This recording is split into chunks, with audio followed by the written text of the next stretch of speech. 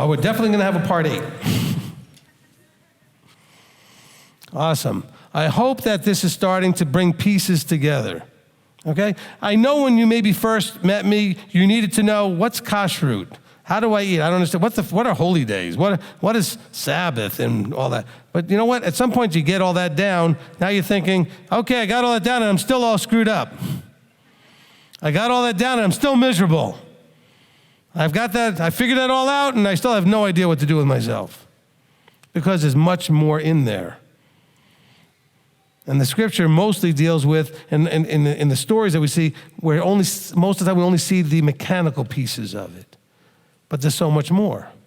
And hopefully we're starting to see that. Amen? Amen. Okay, this is the Afterburn. If you have a comment or question, you can come up in the seats up front. If you're on live stream, Kurt and Rob Wyatt will take care of the comments or questions online. Please behave online. You guys need to be nice to those guys, Rob and Kurt, because otherwise they're going to need therapy after dealing with you guys. 2 thumbs up I got. That's a challenging position. I was going to offer to trade with you, but I won't trade with you. But you guys online can make this easy for them. But I know sometimes it's the new people and they just don't know, and I get that. All right, let's go ahead and begin with Amy.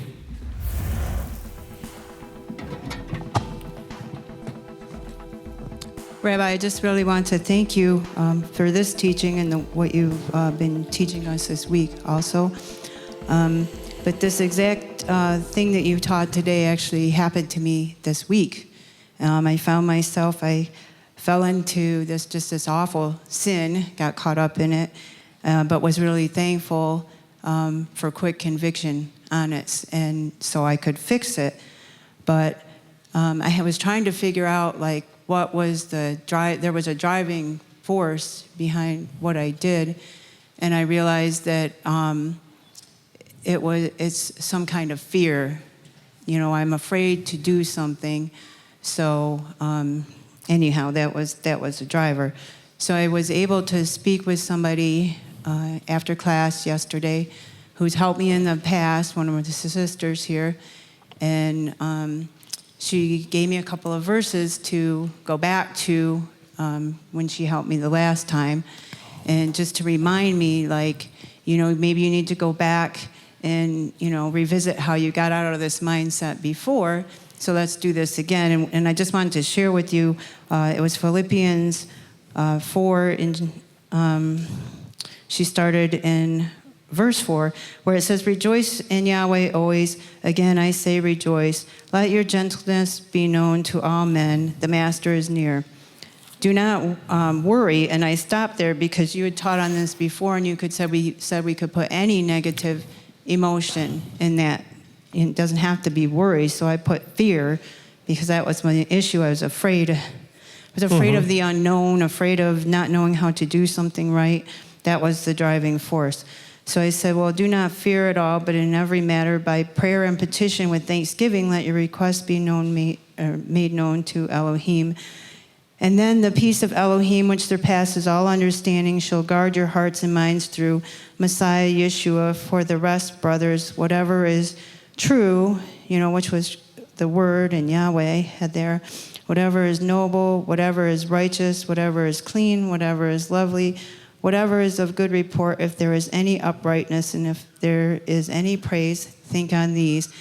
And what you have learned and received and heard and saw in me, practice these, and the Elohim of peace shall be with you. Amen. So I took that and I just kept reading it and rereading it, and I was able to be rejoicing because he gives me a path to fix what I did. And so I'm excited about that I can fix what I did. And I know there's going to be consequences, and I'm ready to accept that. But as I was rereading this, and I got to the part in verse 9, where he says, "And what you have learned and received and heard and saw in me," I really think about you're my leadership. So he's writing this to his people, and he's their leader. But I thought about you, Rabbi. So what I've learned and received and heard and saw in you, And, you know, you and Rabbi Tom and Robertson's, I want to practice that. You know, I want to learn so I can grow. So I just wanted to praise Abba for allowing me to go through this week. Amen. Amen. Thank you so much.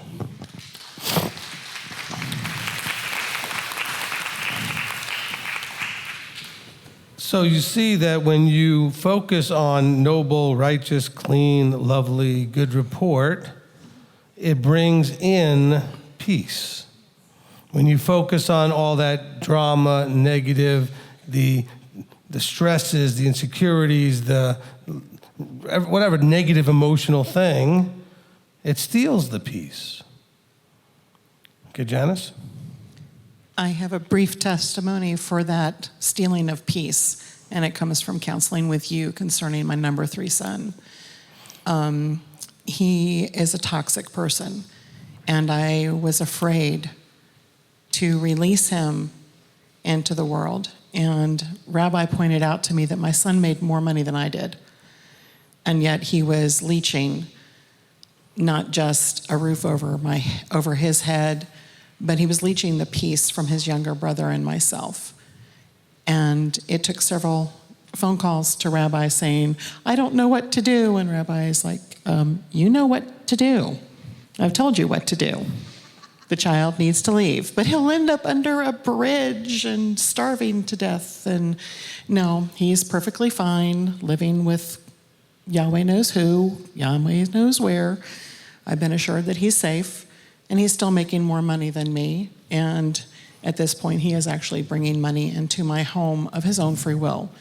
It's not a lot, but it covers the groceries, which is a blessing. All right. So yes, listen to Rabbi. My peace and his younger brother's peace is so nice, because on Shabbat now I can actually have Shabbat in my home, not just in my room, which I was letting him control. Amen. So. Amen.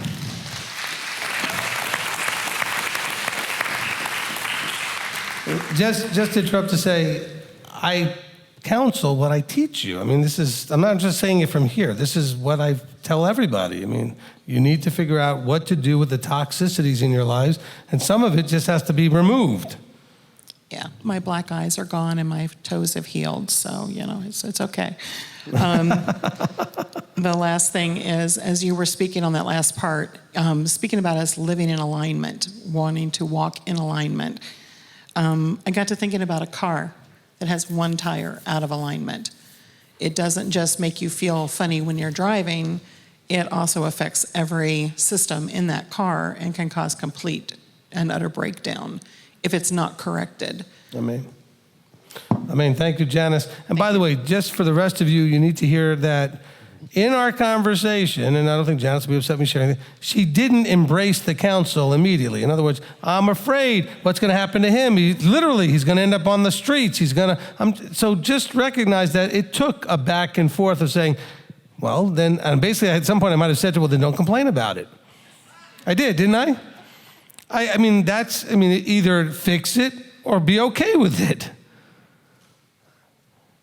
I said, you can't do both. You can't just whine about it and not fix it, okay? No, be okay with it or fix it. Because otherwise, it's ruining, like you said, your life, the younger brother's life. I mean, it's just a toxic thing. Okay, Pete. So, Rabbi, I've told you this story when we mikvah'd in July about the evolution of my wearing tzitzit. And when I first started wearing them, I didn't wear them to work, and it was largely because, in my mind, because I didn't want to call attention to myself in my environment. And over time, I came to see, well, that's wrong. And a lot of that had to do with the fact that during this period of time, you were quite often talking about that. Talking about you need to be wearing them and why you need to be wearing them. And not only on the live stream on the Shabbat that I was watching, but also in the teachings that I was listening to on my way to work. And so that evolved in me actually wearing them to work. But again, I was holding back. I would tuck them in because, again, I didn't want to call attention to myself. And something happened that led me to believe that no, that's the point is that you are to call attention to yourself. It does call attention to yourself. It serves as a reminder to me when I wear them and know they're there that I'm to follow his commands. And for those that see them, it reminds them to follow the commands. So that's the point. The point in wearing them is to be that example. And so all those things I was afraid of about what were people going to think and what were people going to say and all that stuff, that was nothing. None of that ever really developed. The first thing that happened is I would have some bailiffs that would come to me and say, hey, you got some string hanging down from your suit. And I'd say, no, it's a religious thing. And over time, a couple of them would come up to me later, so what exactly are you talking about? I would tell them I think it's Numbers 15:37. And I would tell them that it's also in Deuteronomy 22:12. And they said, well, what is it? And some of them would actually get on their phones and look it up. And we would talk a little bit about it, but I found that the response I was getting from people when I explained it was always positive, always positive. And the last time I got asked about it was by 3 probation officers in a rural county. They're all female, and they asked me about it, and they were very supportive of it. And I could tell by their reaction that these were people who also had some kind of strong religious background, some strength in their faith. But what really brought this home to me, and the only reason I stood up to talk about that is when you pointed me to Luke 9:26. For whoever is ashamed of me and my words, of him the son of Adam shall be ashamed. And I think that's what it got to. By me not really doing what I'm commanded to do, by being afraid of what people were going to think of me, I was acting as if I was ashamed. And I'm so glad that you got through to me in your teachings, or Yahweh got through to me, and I'm complying, I'm doing what I'm supposed to do. Amen. Amen. By the way, it does help that you know, and I use 2 verses. I use Numbers 15:37, in that section there, but I also use Matthew 9:20, which is the woman with the issue of blood, because a lot of people know about that story from the Christian background, and you can say, you remember the whole thing with that lady with the issue of blood, and she reached up she was reaching for his tzitzit, and so you can connect those dots together. Okay, that's really important. Okay, go ahead, Anders. Thank you, Rabbi. So what I got out from this teaching is the following. See yourself as he purposed you to be, full with self-esteem. Honor is then to display this self-esteem by walking it out. Very nice. Good job. Okay, Janet.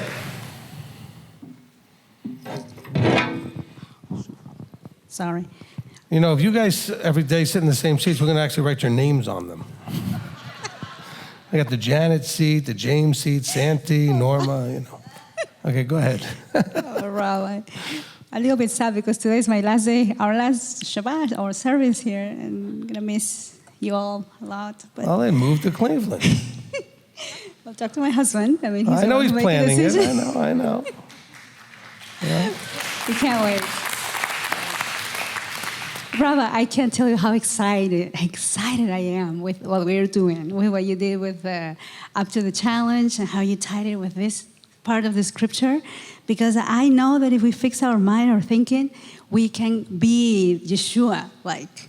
So I'm just so excited. It's a pleasure, a blessing, a privilege to be under your teaching and to be counseled by you. Right? I know all of us feel the same way. I just wanted to say that. Amen. I appreciate it. Thank you. Thank you. Thank you. And I want you guys to know also that it's a big blessing for me because I've studied that aspect of things before I even studied Torah. And to be able to put the two together and have them to be a blessing, I just soar inside with this joy of, because all I wanted to do from a kid, when I saw guys like Tony Robbins on a stage, was to be able to get up in front of a bunch of people and empower them to positively impact their lives. I didn't know how it was going to look. I didn't know I was going to be a Torah teacher and all that kind of. I thought I was going to be another Tony Robbins guy. I mean, that's when I was 15 years old is what I thought. You know, it was my brother actually that said to me some years later when I was in ministry saying, remember when you talked about always wanted to do that? He said, well, you're doing it. I go, what do you mean? He says, you're on a stage talking to people and powerfully and positively impacting their lives. But now that I can tie both of the knowledge that I gained in my Torah studies with the knowledge that I gained about personal development and how we think and act, I'm stoked, as they would say. I mean, I just am so excited to give you all of that and watch the lights go on and the excitement of thinking, wow, I might finally get to have that victory. So I'm blessed. I'm blessed. Thank you, Rabbi. I have a quick question. When you were talking about inner healing, unfortunately, I was one of the ones who actually went through that a few times, and I was actually part of a prayer group in the dark moments of my life. And so when I did the mikvah, obviously I declared to get rid of all those doctrines. I suppose that's where I left it, right? I haven't done any of it. I don't want to do any of it anymore. Well, that's why we added it's number 7 of the 8 now, but it was the 8th one we added. It was the last one we added. It was the one with asking the Father to annul any and all agreements that you may have made on purpose or not knowing that we're not in agreement with Him. Because when you go through some of those deliverance ministries, they're getting you to make agreements. They think they're getting you to break agreements, but you're also making agreements. You're doing all kinds of mess. And so all of that stuff is part of the reason for declaration number 7. To ask Father, hey, whatever I've done up to this point, I'm asking you just to annul all of it so that I have nothing in my system, in my life, that is not in line with you. Santi?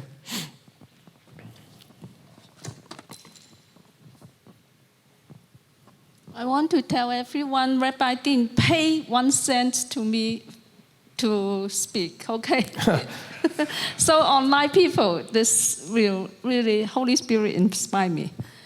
I'm so grateful that, Rabbi, you kind of summarize what you taught us yesterday at the challenge, and then connect to today's teaching. Because I was planning to say something, because run of time, I was not able to say it, and I'm so happy that I can say it now. What this today's teaching that you guide us how to give up, how to sell. What motivates us to be able to sell, to give up, is this passage, Psalm 139. 139, it talks about verse 1. Oh, Yehovah. Okay, you guys, you know Chinese, okay? You have searched me and know me. No matter what happened in our life, our past, our current situation, He already knows us and wants us. He searched us. It's not that we search Him. It's that He searched us and know us. How comfortable that He really cares for us. And then not only that, wherever we go, He's there. We cannot hide. And then verse 13 to 16, we are made by who? This Creator. He never made mistake. So we are most beautiful, most perfect in His sight. Those people who comment us that you're ugly, you're not able, you couldn't do it, all those are lies. Hinder us to come close to our Creator. Amen. So, and then I really like verse 17. And how precious are your thoughts to me, O Elohim. His thoughts is so precious that motivate us to experience His sovereignty, His love in us, in order to soak in His love and address this, His sovereignty. Then we are able to be motivated, to be touched by His love, to give up everything to follow Him. Amen. Thank you. Very nice.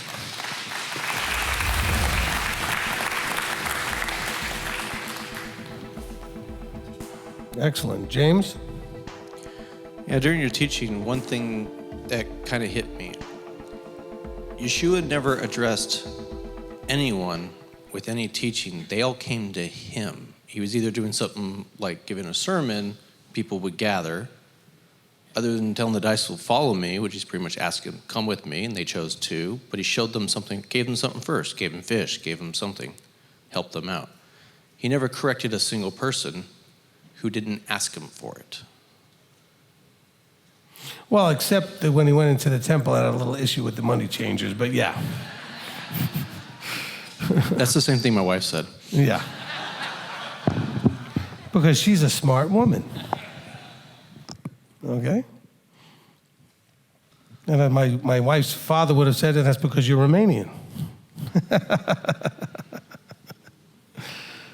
All right, go ahead, live stream. All right, from Andy says, question, Matthew 19:18, could this be Proverbs 6:16 that Yeshua is pointing to? Matthew 19:18. Okay, because Proverbs 6:16 is very well understood by myself, the Rebbetzin, and should be also by the Katan and Gadol classes, having gone through the 6 things Yahweh hates, and 7 are abomination. And so, 19:18. 19:18 is just listing the commandments, so he's kind of giving them an idea of some of the from the 10 commandments, the different things. So he said, like, which ones? And he said, well, you know, you shall not murder, you shall not steal, you not commit adultery, you know, all these things. I don't know that there would be a direct linkage from what he was saying there. I mean, clearly, he's giving just a summary idea. So he's saying Torah. That's what he's saying. He's saying, look, what am I supposed to do? He said, do the Torah, keep guard the commands. What commands? Well, like these ones. He said, well, I've done all of those basic things. Next question. From Lance Williams, it says Matthew 19:21, the treasures in heaven. Although we don't go to heaven, is the being being stored because he is watching from above? Okay, so look, the idea of treasure in heaven. So it's like, I don't know what the best way to explain this. It's kind of like the idea of when you think about if you do something for someone, you'd like to think that you're scoring some points, so to speak, that they would treat you a certain way later because you've done something for them. You're treasuring up things that would bring, like, remember we talked about the reciprocity, right? You do things that are honorable, you receive honor back. You do things that are shameful, you receive shame back. So since he says he's bringing this stuff with him, he says, my reward is with me, I'm coming quickly. Well, we're building up treasure in heaven. We're bringing up that merited favor that we talk about in the grace teaching. So hopefully that makes sense. It's not the way we think of things. We always tend to think of treasure as physical, okay? In other words, you're demonstrating worthiness. We're told to walk worthily of the master. So you're basically, you know what it is? If you think about the fact that we're going to be in a court case, we got a prosecutor over here. You're going to be in a court case? Well, we're basically forming an evidence folder, a big evidence file to make a case of why we should be in the kingdom. Oh, that's earning and this, that. Well, yes, it is to something. We're talking about the reward part here, not the salvation part. Salvation part was free. But you have a whole lot of mess in your life, and you did a bunch of good things in your life, and you're making a case. Why should you want to live with me forever, Father? Live with me forever, Father, because these are how I'm stored up things in heaven. You're storing things in your case file to say, this is why you can trust me and know that I love you, I will submit to you, I will guard your commands, I will keep the covenant. You're storing up in that file, so to speak, a case for why you should be in the kingdom. Does that make sense in some ways? And that's just maybe a strange metaphor, but I think it makes sense. Okay, next question. From Lady Di, Matthew 19:17, where Yeshua says he is not good, is that because he is in the flesh suit and experiencing the humanness? I'll say no. Okay, so, and before I answer that, I sometimes I know I do this, sometimes I answer it. I want to go back to what I just said just a few seconds ago. Most of us are concerned that he's storing in a file all the wrong things we did. Anybody know what I'm talking about? where he remembers every dumb thing, every sin, every wrong thing you did, and he's not going to let it go, and you're going to be held to account. So think about that storing up the treasure in heaven is a balance sheet for that problem. Yes, you messed up, but yes, you repented. Yes, you messed up, but you went in the mikveh, and then you started living your life differently. Yes, you messed up, but you started eating right. Yes, you messed up, but you started keeping Shabbat. Yes, you messed up. You understand what I'm saying? So that maybe that helps see it a little better, because I know you already feel like he's storing up a nice file on you for the negative stuff. And that's where some of you think, he's never going to let me in. I know how bad I was. I know he knows how bad I was. So why would he let him in? Well, because you're storing up things to balance that. Okay? You're storing that up. Okay. The question about the good thing. All right? Yeshua was almost always, if not always, in the conversations with people, trying to tell you that whatever you see me, you're really seeing him. So if you see me good, no, he's good. You think what I'm doing is wonderful, it's him. Everything, I'm just redirecting it all to the Father. That's what he did. Okay? Good teacher says, I'm not good. If you think I'm good, I'm only good because when you see me, you see him. That's kind of what he was saying. Okay? Not saying that he was not good. He's saying the good you see is the Father. You should feel the same way.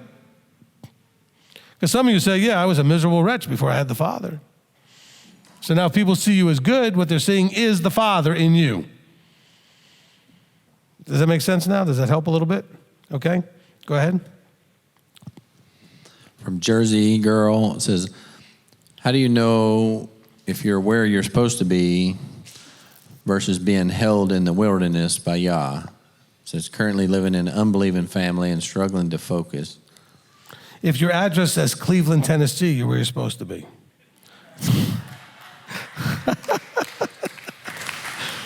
Oh, that was funny. Okay.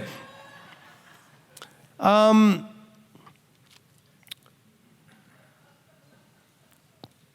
said this yesterday. You start where you start. Okay? So wherever you start, that's where you were supposed to be. Because he called you where you start. Now, are you supposed to stay there? That's another question. That question probably needs counsel. Okay? Because there's going to be all kinds of factors that I would need to know, or you would even have to understand to make your decisions. Should you stay or should you go? I don't know. It depends on what's really going on and what you have to kind of grow and learn or whatever, develop where you are. Can you even afford to do something different, to move out or have whatever the situation is? Maybe it's a toxic marriage. Maybe it's just toxic people and you're single and you're living in a house with toxic, whatever it is.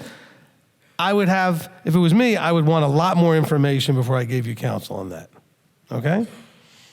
But recognize that you started, wherever you started, that's exactly where it was okay for you to be. That's not where he wanted you to be, but he knew you were there and that you could start from that point. Okay, so some of you have started exactly, at that, whatever it is I'm talking about, you started at that point and you're still where you were physically, like you still live in the same place. Some of you moved. That doesn't mean one was right and one was wrong. It just depends on what your circumstances were. For some of you, starting where you were and staying physically where you were totally a perfectly appropriate place for you to do what you needed to do. For some, you needed to move. And I'm not saying to Cleveland, some of you have moved to other places. You've just moved out of a house, you've moved to a different neighborhood, you've done something. You've needed to move, okay? But if you're gonna ask for counsel, I'm gonna need a whole lot more information, okay? So if you ever counsel with me, be prepared. I'm going to probe and ask a lot of questions. Next question. Kathleen Phillips' question, how should one react when your rabbi and teachings are being attacked? Simply ignore, correct what has been said. How can one stop themselves from forgetting self-control and anger? Okay. I appreciate, I'm assuming you're talking about me. So if you're talking about me, it doesn't matter. If you're talking about a different one, it doesn't matter. But the thing is, it depends on the form of the attack. In other words, if it's somebody you're standing with and they're attacking your teacher, whoever that is, right? If they're attacking your teacher, okay, Manny said eagle claw to the throat is probably a good response. No. He was like, then it probably would be a good understanding for you to look at the person and say, excuse me, but that's really not very respectful. You really don't know my teacher. And I thought you and I had a relationship, whatever the level of that was. And if you didn't have a relationship, then they don't know you well enough to talk that way. And certainly you can end that conversation pretty quick if you don't have a relationship. But just say, wow, that's really harsh. That you don't know the man. You probably never heard the teachings. I mean, if they heard the teaching, didn't like it, and they're in your face about it, just help them understand that it has to do a lot with your relationship with them. I don't need defending. Okay? So it's not that part of it. It really has to do with you and the relationship with the person attacking me. Because this is showing you something about the nature of your relationship with them. Okay? He doesn't need defending. I don't need defending. Okay? I know a lot of people feel they have to be protective when people say dumb things about Yeshua, or dumb things about the Father, or dumb things about whoever they're teaching. Don't worry about all that stuff. But first understand that it's now showing you something about the relationship you do or don't have with the person who's attacking somebody who's important to you. Everybody understand that? And then you have to sit back and go, wow, I just learned something. That maybe this is toxic and I don't need to be really involved so much with it. So let me see if it really is that toxic by letting the person know, wow, you just attacked somebody very important to me. And maybe they'll apologize and fix it, and if they don't, then you know something. If they do, then because they just may have just had a gut reaction because you threatened their delusion bubble, okay? And they maybe be able to repent of that, so to speak, by apologizing and recognizing that they were not respectful. But maybe they just look at you like, you know, you're the one who's crazy. Why would you listen to that guy and keep attacking? Then you say, well, I guess I didn't think, I shouldn't say that. I guess we didn't have the relationship on the level I thought we did. If you feel so comfortable to talk to me that way about my teacher who I feel very strongly about, or a teaching that I feel very strong about, you're disrespecting me. Because I like that teacher and I like that teaching, and you're attacking them while you're actually attacking me. And I don't want you to get offended and get your feelings all stepped up, but you should now recognize that the relationship was maybe not what you thought it was. If it was what you thought it was, why are you still interacting with that person? I mean, if they react exactly the way you expected them to, why are you even in that conversation? Make sense? Yes? Good? Yeah? Okay. Next question. All right, from Mordecai Ben Yah, it says he's wanting to, I guess, elaborate more on the camel. And it says, is it to say one should not try to want to get wealth in contrast to the men of old in the scriptural ages? Example, Job was a rich man. Talking about the rich man going to heaven and the camel. Well, the rich man we're talking about is more like the Lazarus thing and that whole thing. We talked about that a little already during the week. But Yeshua was quite wealthy. So were others that he worked with. Obviously, this rich young man would have been fine, except he had a love of his riches. Job was very wealthy. Abraham was very wealthy. Isaac and Jacob, very wealthy. Nothing wrong with wealth. The person can be the problem. Not everybody can handle wealth. Or not all, I mean, there's a verse that we may get to. I don't know if I decided to use it or not use it, but it's in the section where it talks about money being a root of all kinds of evil. Has to do with, again, a problem with the internal. Not that money's the problem, it's the person, the pursuit of money. The love of money is the problem, the love of it. I appreciate I've been poor and I've had much, and I've been poor and I've had a couple of cycles of these things. I enjoy life a lot more when I have some abundance and life is easier and less stressful in those ways, but I don't love the pursuit of it. I don't love the desire for it, because that didn't work when I tried that. And I've tried that. We all have moments where we try to chase after and try to get wealthy because we feel like that's going to solve everything. It doesn't. You just have a nicer address with where your problems are. Okay? Or you drive to them in a nicer car. You still have all the problems.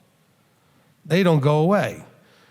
How often do you hear in the news about some rich person killing themselves? And you think, but they have everything. No, they don't. Just like this rich guy. He didn't have everything. Lots of wealth, but it was lacking inside. So some of you will realize that not having a lot of wealth, but having what's inside is far more valuable than the wealth. Okay? Of course, you can scream out like Tevye that, if wealth is a disease, may I be struck with it and may I never recover.